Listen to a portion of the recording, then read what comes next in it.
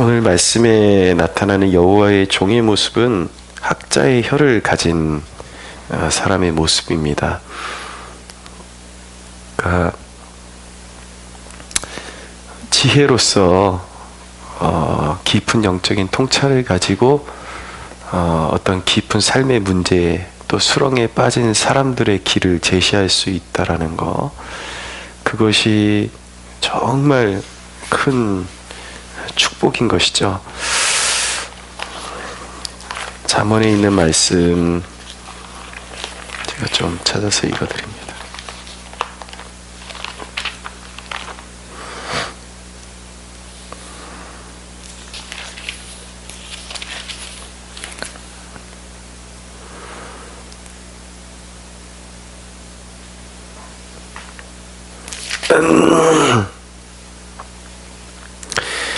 잠언 15장 2절에 보면 지혜 있는 자의 혀는 지식을 선히 베풀고 미련한 자의 입은 미련한 것을 쏟느니라 라고 말씀하고 있습니다. 그러니까 정말 축복된 입술은 지혜 있는 자의 입술이고 그의 그런 입술을 통해서 베풀어지는 그런 말씀을 통해서, 말을 통해서 곤고한 사람들을 붙잡아 줄 수 있게 된다라는 것입니다.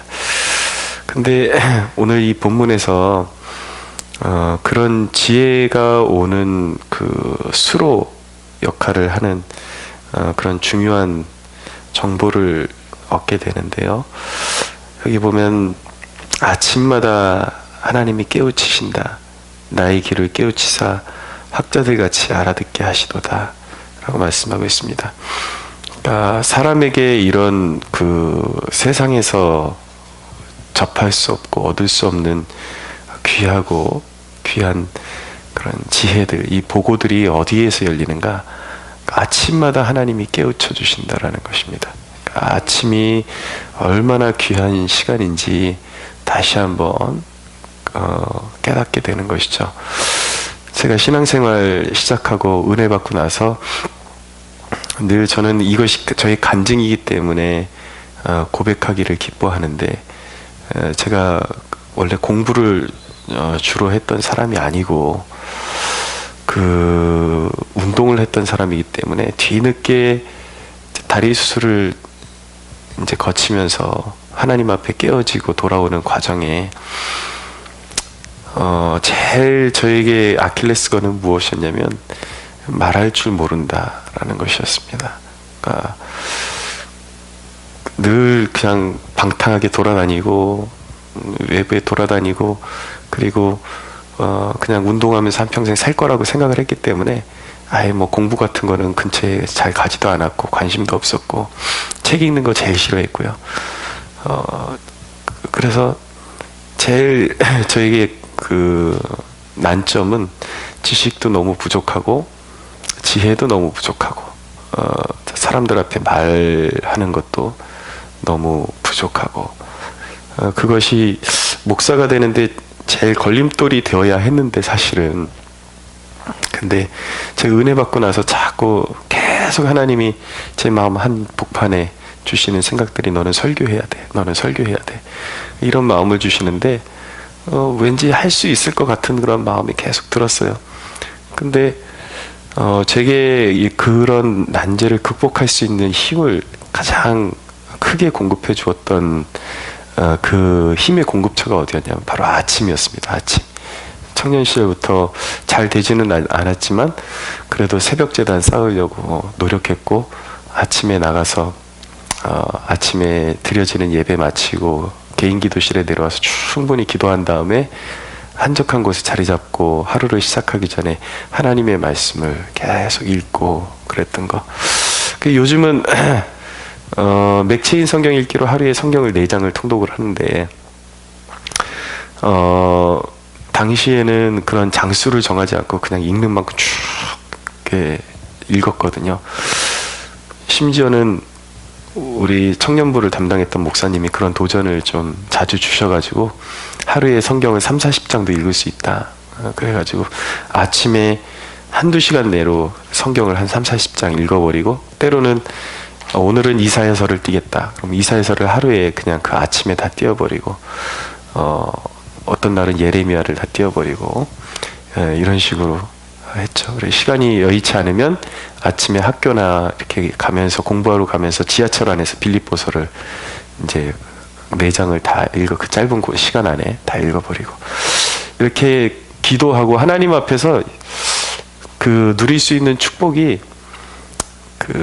제가 은혜를 받으면서 무릎 꿇고 나아갈 때에 막 하나님 앞에 통회하면서 통곡하면서 막 눈물을 쏟아내고, 그러니까 내 영이 맑아진다라는 것을 느끼게 되죠.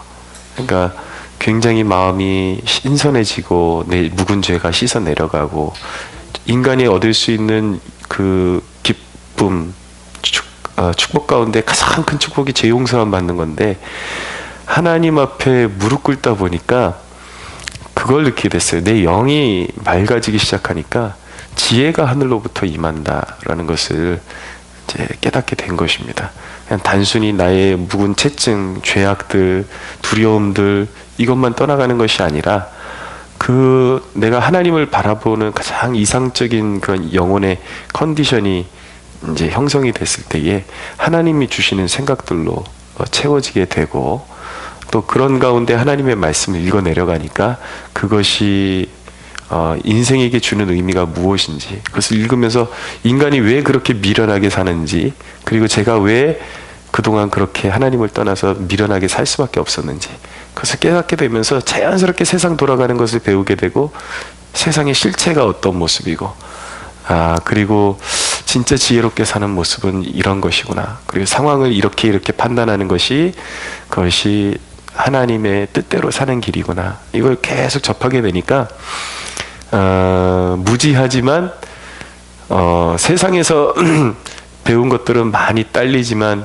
이렇게 하늘의 것들로 자꾸 채우게 되니까 이전에 제가 몰랐던 것들을 상쇄할 수 있고, 또 이렇게 한번 접하면 또 이렇게 쉽게 깨달을 수 있는 그런 지혜를 주셔서, 저는 늘 저를 그렇게 평가할 때에 그냥 현대판 베드로라고 그렇게 스스로 평가를 하곤 합니다. 뭐냐면 그 사도행전 4장에 보면은 이 베드로를 비롯해서 사도들이 막 이제 복음을 전하는 모습을 보고 이스라엘의 그 당국자들이 보고 막 당혹스러워한단 말이에요. 그들의 그 당혹스러워했던 면이 무엇이냐면, 저들은 어부 아니냐, 그리고 학문이 없는 자들인데 어떻게 저들이 저런 설교를 할 수가 있고, 어떻게 저들이 저런 이야기를 할 수 있는지 이해가 가지 않는다라고 그렇게 이제 고백하는 대목이 있는데, 모르겠습니다. 사도 베드로는 어느 날 오순절에 성령 받아가지고 갑자기 그런 지혜로 충만케 됐을지 모르겠지만, 제 개인적으로는 굉장히 오랜 동안의 시간이 필요했습니다. 그 무지를 극복하는데. 그렇지만 결과는 같은 것이라고 봐요. 그것도 기적이고 저에게 베풀어 주신 것도 또 기적의 한 방법이었다라고 생각을 합니다. 아무것도 알지 못했고, 사람들 앞에 말할 때 어떻게 말해야 될지 전혀 몰랐던 사람이 하나님이 말할 수 있는 힘을 주시고, 말할 수 있는 지혜를 주시고, 성경을 깨닫게 해주셨다라는 것. 많은 연단의 과정이 있었지만 그거는 사도 베드로가 겪었던 기적과 똑같은 것이라고 저는 믿습니다. 그래서 가끔 학부모들이 우리 자녀들 공부 안 해요, 정말 세상에서 자꾸 뒤처져요, 꿈도 없어요, 그러는데 그 방법, 한 방에 해결되는 방법이 바로 성령 받는 거더라고요. 하나님 만나고 예수님 만나고 이제 불이 임하니까, 누구 한 사람도 공부하라고 시킨 사람이 없었는데 제가 책을 붙들게 되고, 그리고 내가 하나님 앞에 쓰임 받아야 되겠다는 결의가 생기니까 막 하나님에 대해서 파고들게 되고, 누가 막 다그치지 않아도 새벽기도 나가서, 왜냐면 그 하루에 그 아침을 놓쳐버리면 그 하루가 피폐해지고 얼마나 그 마음이 어두워지는지를 스스로 경험했기 때문에 그 은혜를 경험하게 되니까 아침을 찾을 수밖에 없고, 그 아침에 주어지는 은혜를 통해서 하늘의 것들로 채워지는 것을 경험하게 되는 것입니다. 그러니까 아침 시간이 매우 귀합니다. 그래서 저는 여기 우리 함께 모여 있는 분들뿐만 아니라 우리 교회 성도들 모두는 새벽의 영성을 추구했으면 좋겠고, 또 이 영상을 접하는 분들이 있다면 아침을 깨우는 습관을 들이십시오. 아침은 정말 정금과 같고 보화와 같고, 여러분들의 그 나면서부터 타고난 본성적인 연약함을 뛰어넘게 해주는, 탁월함을 주는, 활약해주는 장소가 바로 아침이다. 아침 광야, 아침 광야. 예, 아침에 하나님과 독대하는 시간들, 이것이 너무 귀하다라는 거 깨닫고 그 축복을 함께 누리는 저와 여러분들이 되기를 축원합니다. 짧게 한 가지만 더 말씀드리겠습니다.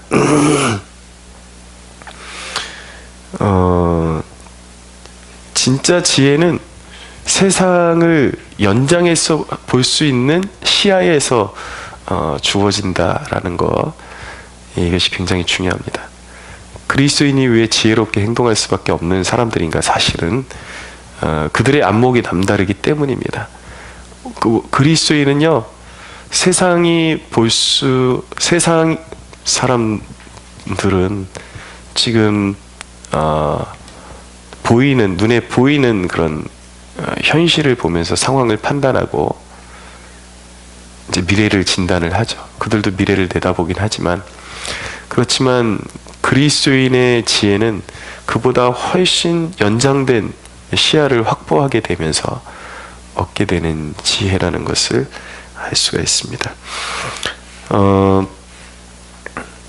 그 지혜를 얻게 되면 감내할 수 있는 것이 무엇이냐면, 오늘 5절 이하에 보면 주 여호와께서 나의 귀를 여셨으므로 이제 듣게 되었다는, 여기서 이제 듣게 된다라는 것, 신앙적인 관념에서 듣게 된다라는 것, 보게 된다라는 것은 사실 같은 그 의미를 부여하고 있는 것이죠. 내가 거역하지도 아니하며 뒤로 물러가지도 아니하며 나를 때리는 자들에게 내 등을 맡기며 나의 수염을 뽑는 자들에게 나의 뺨을 맡기며 모욕과 침뱉음을 당하여도 내 얼굴을 가리지 아니하였느니라. 메시아의 순환에 대한 그런 예언이 들어있는 구절이라고 말씀드릴 수가 있는데, 7절에 주 여호와께서 나를 도우심으로 내가 부끄러워하지 아니하고 내 얼굴을 부싯돌같이 굳게 하였으므로 내가 수치를 당하지 아니할 줄 아노라. 나를 의롭다 하시는 이가 가까이 계시니 나와 다툴 자가 누구냐? 나와 함께 설지어다. 나의 대적이 누구냐? 내게 가까이 올지어다. 보라, 주 여호와께서 나를 도우시리니 나를 정죄할 자가 누구냐? 보라, 그들은 다 옥과 같이 헤어지며 좀이 그들을 먹으리라. 그러니까 이 사람은 다 보고 있는 거예요. 그 하나님께서 주시는 지혜가 있기 때문에 하나님의 음성을 듣고 하나님의 안목으로 세상을 바라보는 시야를 가졌기 때문에 이 세상이 어떻게 뒤집어지고 다 돌아갈 건지 이제 알고 있어요. 그래서 감내할 수 있는 것이 무엇이냐면 어떤 핍박도 감수할 수 있게 되는 것입니다. 지금 고난과 역경 가운데 있는 그리스도인의 처지가 어떠한 것인지, 그리고 그리스도인에게 해악을 입히고 그런 존재들이 다 맞이할 종국이 무엇인지를 이미 그리스도인은 다 사실은 보고 있어야 돼요. 그게 정상이에요. 근데 이게 당연한 것 같은데 인간인지라, 그리고 아직도 죄의 역사가 그 인간의 그 본성 안에서 역사하고 있기 때문에 자꾸 눈이 가려집니다. 그래서 기도를 게을리하고 말씀 앞에 서는 그 깨닫는 것이 둔하게 되면요, 인간이 뭐 학벌하고 상관없더라고요. 굉장히 똑똑한 것 같은데 미련한 짓을 막 골라가면서 합니다. 해서는 안 되는 짓을 골라가면서 하고, 그게 죄의 특성이거든요. 아무리 지식 있는 사람도 굉장히 미련하게 만들어버리는 것이 죄의 유혹이고 그것이 인간의 본성인데, 그런 것들이 우리 그리스도인 안에서도 계속 작동을 하고 있어요. 그래서 신앙생활 하다 보면은, 아니 어떻게 이 중요한 순간에 저런 결정을 내릴까? 아니 어떻게 이 순간에 지금 기도해도 모자란 판국에 저런 판단을 내리고 스스로 방황하는 길을 선택을 할까? 그런데 다 똑똑한 사람들이에요, 나름대로. 그런 판단을 내리는 게 아무리 영적인 조언을 해줘도 그것을 비웃고 자기 뜻대로 고집하는 이유가 무엇이냐면, 그렇게 조언해주는 영적인 리더의 말이 우습게 여겨지거든요. 왜냐하면 하찮게 여겨지는 거예요. 그건 나도 안다. 그러니까 결국은 이 상황은 그런 것이 아니다 그러고 자기 판단대로 판단을 해버리고 자기대로 하지만 사실은 너무 그게 미련한 길이라는 게 영적인 시야로 보면은 다 보이는데, 청년들을 지도하면서도 그래요. 어떤 사안에 딱 맞닥뜨리면 야 그거 아니야. 너 얼마 안 있으면 그게 아니라는 걸 알게 돼. 그거 반드시 깨지게 돼 있고 안 되게 돼 있어. 안 되게 돼 있고 반드시 후회하게 돼 있어. 어떤 결론을 이야기를 해주면 100% 청년들은 자신감을 가지고 이야기합니다. 목사님 걱정하지 마세요. 걱정하지 마세요. 근데 제가 정말 그런 경우에 제가 이렇게 경고해줬던 청년들의 케이스 경우에 거의 99%, 100% 가까운 애들이 제가 말했던 대로 그렇게 결말이 나고, 결국은 그런 사건을 통해서 신앙관리를 잘못해서 하나님으로부터 떨어져 나가고 믿음을 잃게 되는 경우도 참 많았습니다. 그러니까 이 눈이 뜨이지 않고 귀가 들리지 않으면요, 인간이 아무리 배운 게 많아도 미련한 짓을 하게 된다라는 것이죠. 근데 그걸 듣고 보게 되면은 지금 손해보는 것들, 지금 핍박당하는 것들, 예수님 때문에 핍박당하는 것들에 대해서 기쁨으로 감내할 수 있게 됩니다. 이 개척도 아무런 열매 없는 것 같은 이 개척, 인간의 눈으로 보면 이걸 왜 하나 싶겠지만 하나님의 그 신실하신 성품, 그분의 믿부심과 믿는 자들에게 상 주시는, 마침내 좋은 결말을 주시는 하나님을 믿게 되면은 참고 견딜 수가 있게 되는 것입니다. 오늘 이 아침에 여러분들에게 권면하고 축복합니다. 아침에 나오셨을 때에 항상 더 내 귀가 영민해지게 하시고 내 눈이 더 밝아지게 하소서. 오늘도 기도할 때에 여러분들의 그 영 안에 끼어있던 그런 먼지들, 뿌옇게 끼어있던 것들이 제거되고 하나님의 시야, 영적인 시야를 다시 회복하고 하늘의 지혜를 공급받아서 여러분들을 앞에 부딪혀오는 세상의 문제들을 넉넉히 뛰어넘는 축복이 있게 되기를 예수님의 이름으로 축원합니다.